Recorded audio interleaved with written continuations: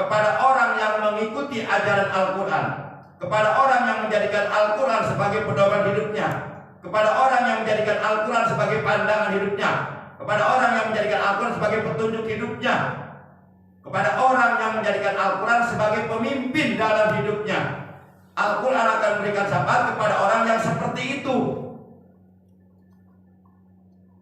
Manittaba'ahu qadahu ila jannah. Kelak di hari kiamat, ketika orang tersebut melintas di atas sirat jembatan gawat darurat, qadahu ila jannah, Al-Quran akan menuntunnya, memegang tangannya untuk masuk ke dalam surganya Allah Subhanahu wa ta'ala.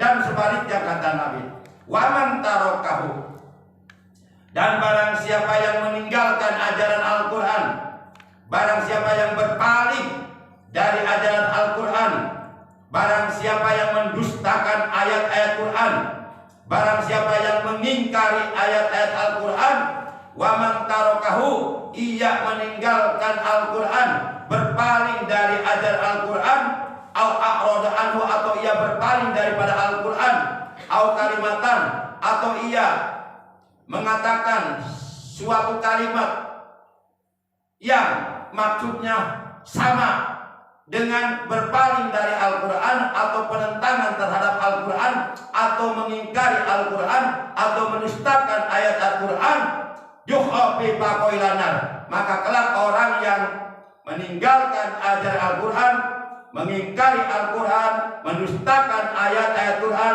berpaling dari Al-Quran, kelak di hari kiamat, yukhfi faqailanar, orang tersebut akan dipegang pada tengkuknya, lalu kemudian ia akan dilemparkan ke dalam kobaran api neraka yang menyala-nyala. Itu akibat dari penentangan terhadap Al-Quran, akibat yang akan diterima bagi orang yang mengingkari, yang mendustakan, yang berpaling dari ajaran Al-Quran.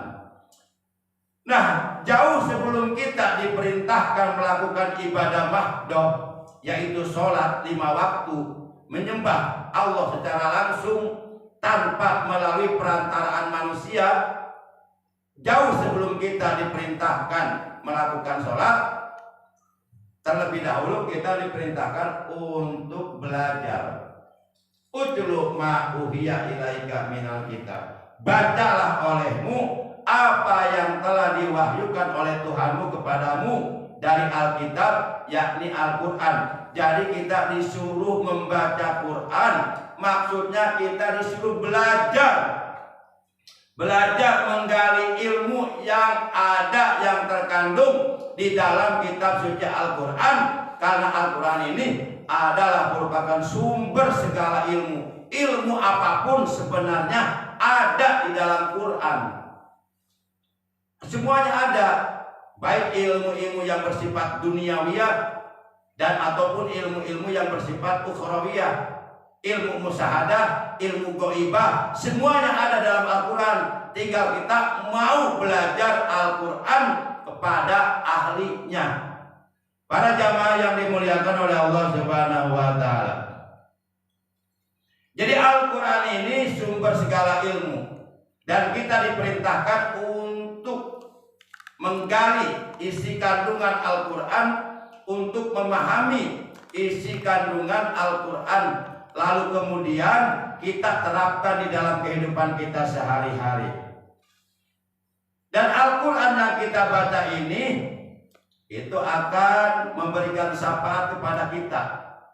Al-Quran yang kita baca, yang kita pelajari isi kandungannya, yang kita amalkan ajarannya di dalam kehidupan kita sehari-hari, ini akan memberikan syafaat kepada kita di hari kiamat. Para jamaah yang dimuliakan oleh Allah Subhanahu wa ta'ala, bahkan Al-Quran yang kita imani, yang kita cintai, yang kita baca, yang kita pelajari, yang kita pahami, yang kita amalkan isinya di dalam keseharian kita, kelak manakala kita sudah berada di alam kubur, Al-Quran ini akan menerangi alam kubur kita, akan menyelamatkan kita dari azab kubur, akan menjadikan alam kubur kita oleh Allah diluaskan, dilapangkan, dijadikan raudhah min riyadil jinan, taman daripada taman-taman sorga, adalah Al-Quran yang kita baca.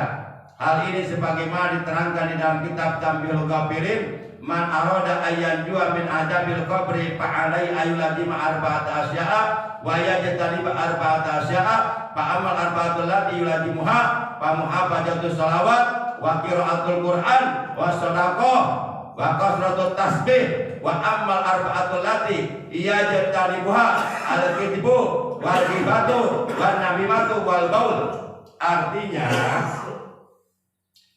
barang siapa yang ingin oleh Allah diselamatkan dari azab kubur, dari siksa kubur.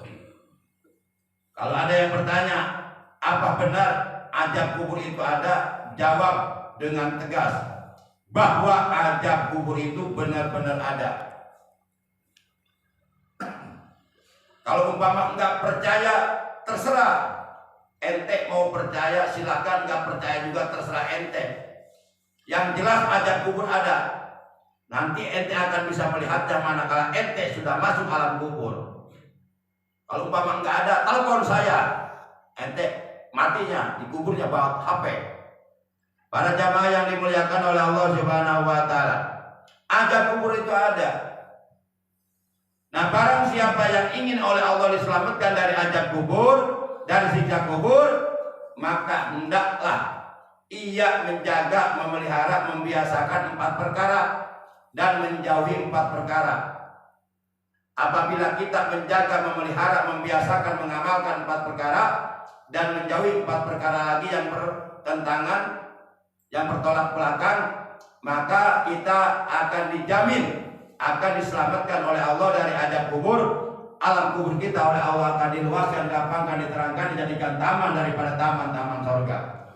Adapun 4 perkara yang wajib kita jaga, kita pelihara, kita perhatikan, kita amalkan, kita biasakan. Yang pertama, sholat fardu 5 waktu. Sholat fardu 5 waktu dijaga, dipelihara, jangan disepelekan, jangan diabaikan, jangan diremehkan, jangan dianggap enteng. Diutamakan. Sholat fardu 5 waktu diutamakan dari pekerjaan-pekerjaan yang lainnya.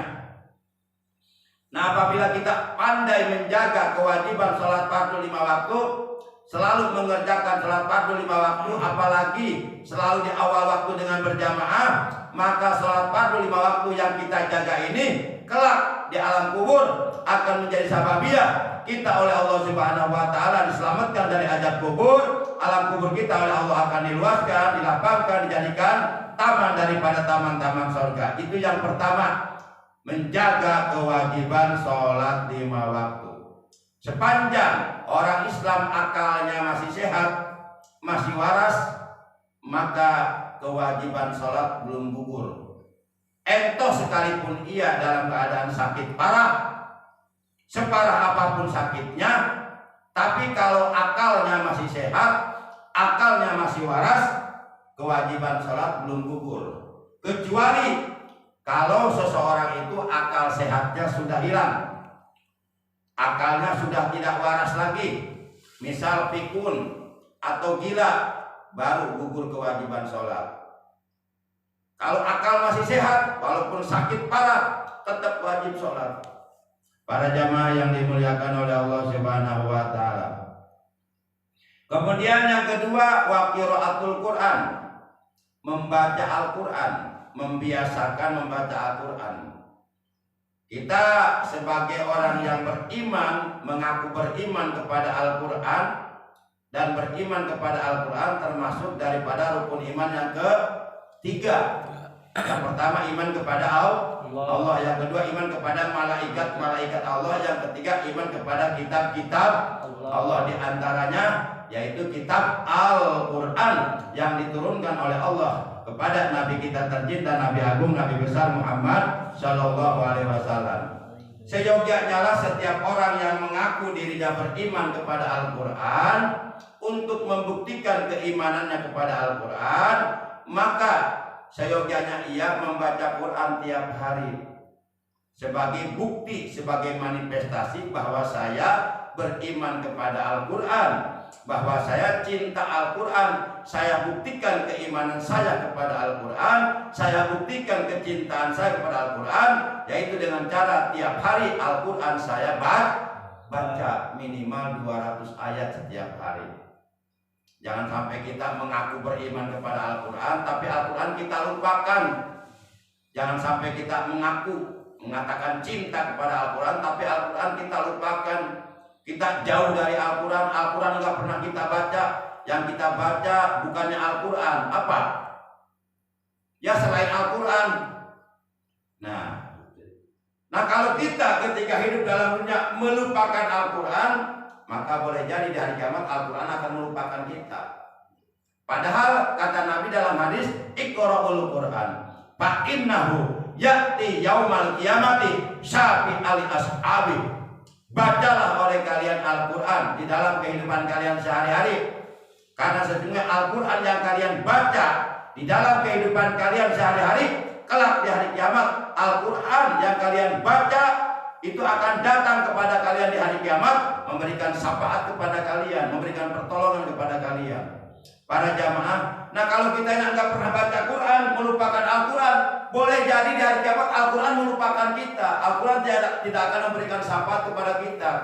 Dimana sebagaimana sudah saya sampaikan bahwa ada 3 golongan yang sudah mendapatkan izin untuk memberikan syafaat kepada kita. Yang pertama para nabi, yang kedua yaitu para ulama, yang ketiga Al-Quran, dan masih ada satu lagi yaitu para syuhada. Jadi para nabi, para ulama, para syuhada dan Al-Quran itu semuanya sudah mendapatkan izin dari Allah untuk memberikan syafaat. Para nabi akan memberikan syafaat kepada umatnya masing-masing.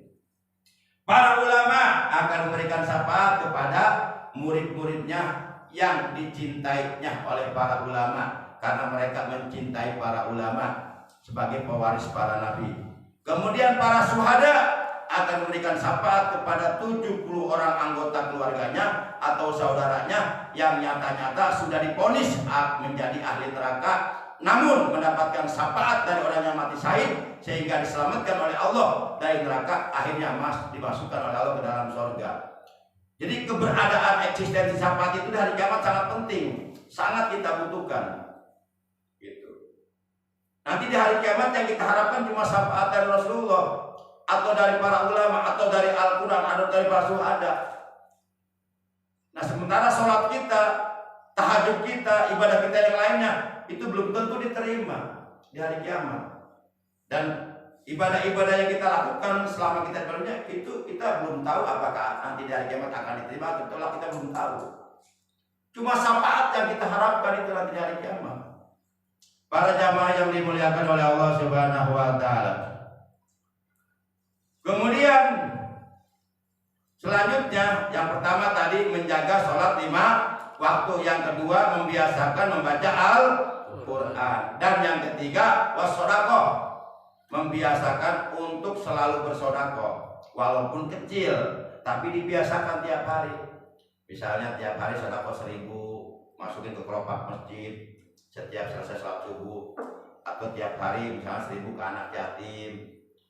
Yang penting tiap hari walaupun sedikit. Memang sedekah itu kan yang penting ikhlas. Soal sedikit atau besarnya itu tergantung keadaan. Disesuaikan dengan kemampuan. Daripada sedekah sedikit nggak ikhlas, mendingan gede tapi ikhlas. Itu yang bagus. Ya kan? Setuju nggak kira-kira? Setuju. Iya, udah sedekahnya sedikit 1000 perak, nggak ikhlas lagi, menggerutu lagi, diomong-omongin lagi, ya udah habis pahalanya nggak ada. Nah daripada sedekahnya sedikit seperti itu nggak ikhlas, mendingan gede besar tapi ikhlas. Nah itu yang mantap, cakep itu, udah mantap dah, double mantap dah. Para jamaah itu yang ketiga, semakin banyak kita bersedekah, maka alam kubur kita nanti oleh Allah akan semakin diluaskan, dilapangkan, dijadikan taman daripada taman-taman surga, dan akan diterangkan, akan semakin terang. Dan sedekah ini nanti di hari kiamat akan menjadi naungan buat kita. Dari panasnya di hari kiamat akan menjadi naungan. Sesungguhnya sedekah yang dikeluarkan oleh salah seorang di antara kalian kelak di hari kiamat itu akan menaungi, akan menjadi naungan di atas kepalanya di hari kiamat. Itu ada hadisnya. Dan yang terakhir, yang keempat, wa kasratu tasbih, memperbanyak membaca tasbih. Minimal paling tidak minimal sekurang-kurangnya hendaklah kita membaca tasbih itu setiap pagi 100, sore 100. Tasbihnya tasbih yang kita hafal saja, yang mudah bagi kita untuk membacanya.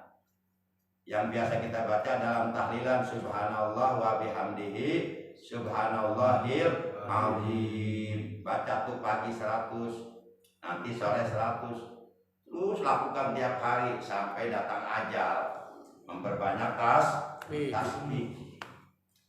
Nah, memperbanyak membaca tasbih ini akan menjadi sebab kita nanti oleh Allah di alam kubur akan diselamatkan dari azab kubur. Alam kubur kita oleh Allah akan diterangkan, diluaskan, dilapangkan, dijadikan taman surga. Semakin banyak kita bertasbih kepada Allah, alam kubur kita oleh Allah akan semakin diluaskan, dilapangkan, diterangkan. Para jamaah yang dimuliakan oleh Allah Subhanahu wa taala.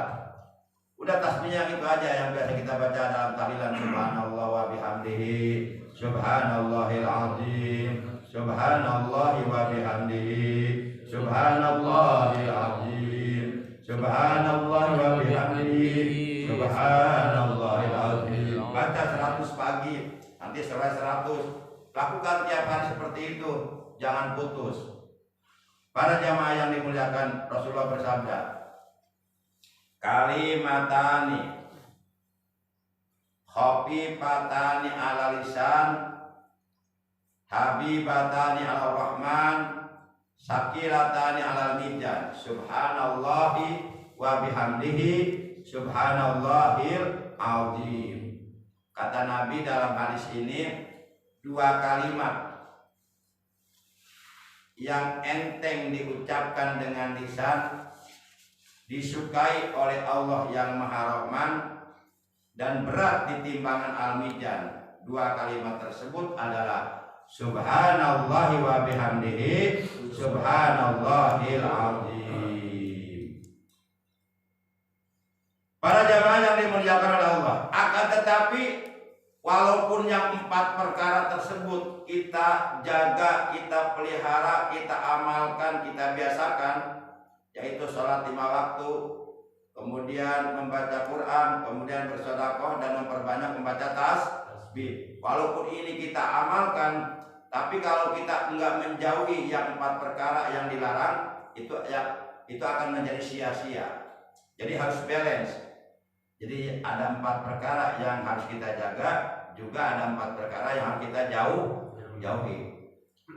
Jangan sampai yang 4 perkara yang harus kita jaga kita amalkan, tapi yang 4 perkara yang harus kita jauhi kita enggak jauhi. Nah, itu mengakibatkan nanti 4 perkara yang kita amalkan itu menjadi sia-sia.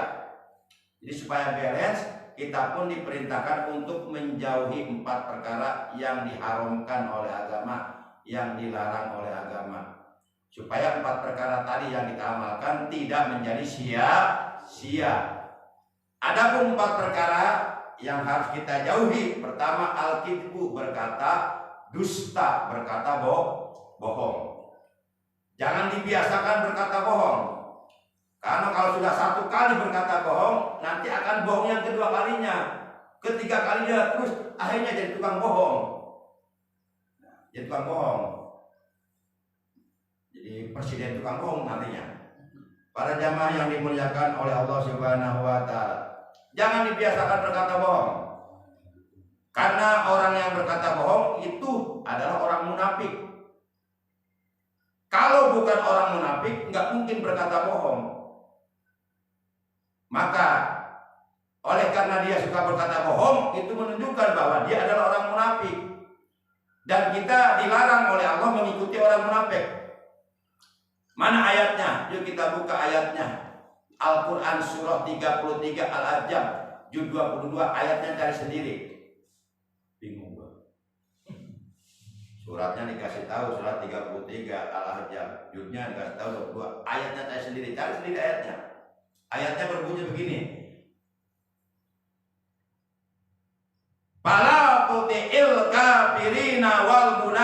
munafiqina wada'adahum wa tawakkal 'ala Allah wa kafa billahi wakila. Kata Allah dalam ayat ini, fala tuti'il kafirina wal munafiqina. Ini Allah yang berfirman. Kata Allah, maka janganlah sekali-kali kamu mentaati, kamu menuruti kemauan orang-orang kafir. Dan janganlah sekali-kali kamu mentaati, kamu menuruti kemauan orang-orang munafik. Jadi kita dilarang oleh Allah mengikuti, menuruti kemauan orang-orang munafik dan orang-orang kafir. Siapapun dia, mau presiden kalau dia munafik, haram kita mengikuti presiden yang munafik, yang tukang bohong, haram kita. Para jamaah yang dimuliakan oleh Allah SWT, ini ayatnya, fala tuti'il kafirina wal munafiqina. Kata Allah, wada', tinggalkan dia, tinggalkan pemimpin yang tukang bohong, tinggalkan, jangan diikuti, ganti presiden baru, gitu maksudnya. Begitu maksudnya. Wada', tinggalkan. Fala tuti'il kafirina wal munafiqina wada'adahum. Tinggalkan gangguan mereka, tinggalkan tipu daya mereka, jangan dihiraukan. Mereka melakukan berbagai macam rekayasa, tipu daya, sandiwara, dramatisasi dan sebagainya. Jangan dihiraukan kata Allah. Wa tawakkal 'ala Allah, dan bertawakallah kamu kepada Allah, berserah dirilah kamu kepada Allah. Para jamaah yang dimuliakan oleh Allah Subhanahu wa taala, itu yang pertama, jangan berkata dusta, supaya apa yang kita amalkan dari 4 perkara tadi tidak menjadi sia-sia. 1, jangan berkata dusta. Yang kedua, ghibah. Ghibah itu menggunjing orang lain tanpa bukti, tanpa fakta yang nyata. Jadi rekayasa. Kemudian yang ketiga, namimah, memfitnah. Sudah membunuh, yang dibunuh difitnah lagi, kan luar biasa biadabnya. Sudahlah membunuh, terus yang bunuhnya difitnah, kan luar biasa itu, keji banget itu. Sakit benar itu. Nah, siapa itu? 6 orang syuhada sudah dibunuh, difitnah. Para jamaah yang dimuliakan oleh Allah SWT, kita nggak bisa melupakan tragedi KM 50 Japek, nggak bisa. Itu sampai kapanpun tetap harus diusut, harus dituntaskan. Pelakunya harus dihukum itu. Para jamaah yang dimuliakan oleh Allah Subhanahu wa taala. Kemudian yang keempat, yaitu walbul, kencingnya nggak pernah cebok, nggak pernah dibersihkan, nggak pernah istinja. Awas, hati-hati. Rasulullah mengingatkan kepada kita, inna amma ta'ajabal qabri minhum tanajahu, fa inna amma ta'ajabal qabri minhum. Bersucilah kalian manakala kalian selesai kencing atau selesai buang air besar, bersucilah kalian, karena sesungguhnya kebanyakan orang akan mendapatkan azab kubur gara-gara kencing tidak cebok. Itu jangan dianggap sepele, jangan diremehkan. Kita habis kencing nggak cebok, langsung wudhunya nggak sah, langsung sholatnya nggak sah, megang Qurannya haram, gara-gara kencing nggak cebok. Dan kalau kita kencing, disunahkan kita istibro. Apa itu istibro? Dehem, supaya keluar. Jadi ditekan. Nah, supaya keluar sisa air kencing yang masih nyangkut di kulit apa supaya keluar, di dehem kan. Dehemnya jangan dehem gini. Jangan.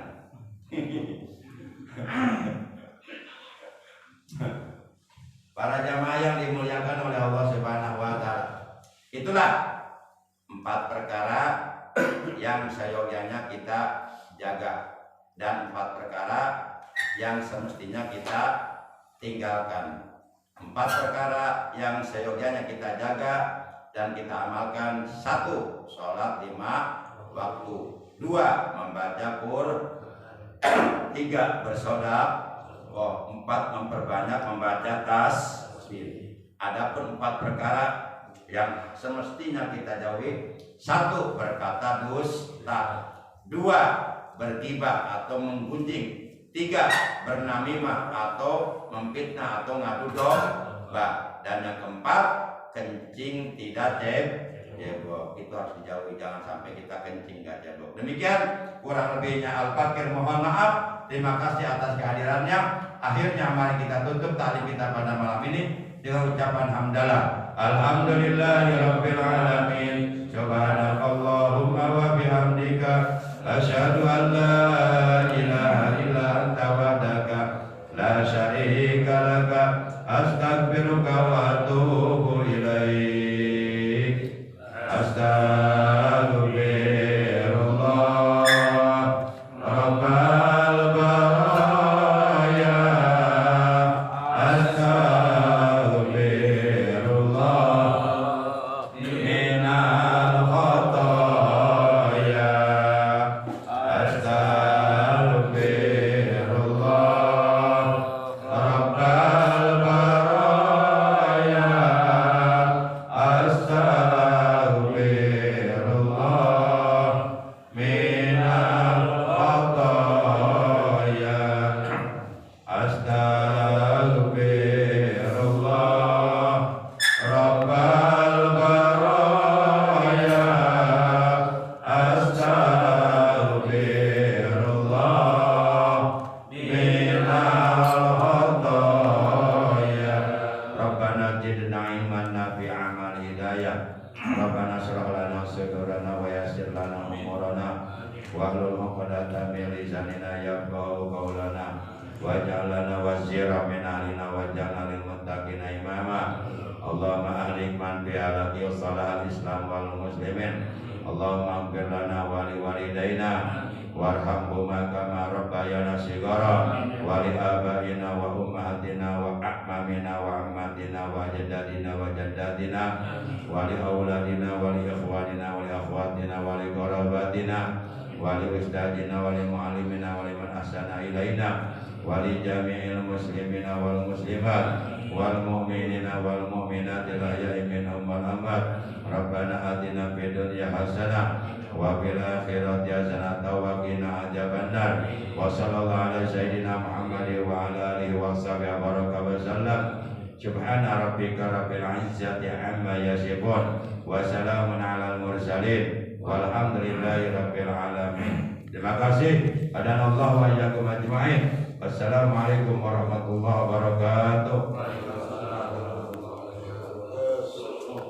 Sallallahu ala Muhammad sallallahu alaihi wasallam. Sallallahu ala Muhammad sallallahu alaihi wasallam. Sallallahu ala Muhammad sallallahu alaihi wasallam. Sallallahu ala Muhammad sallallahu alaihi wasallam. Sallallahu ala Muhammad ya Rabbi salli wa sallim. Allahumma salli wa sallim wa barik ala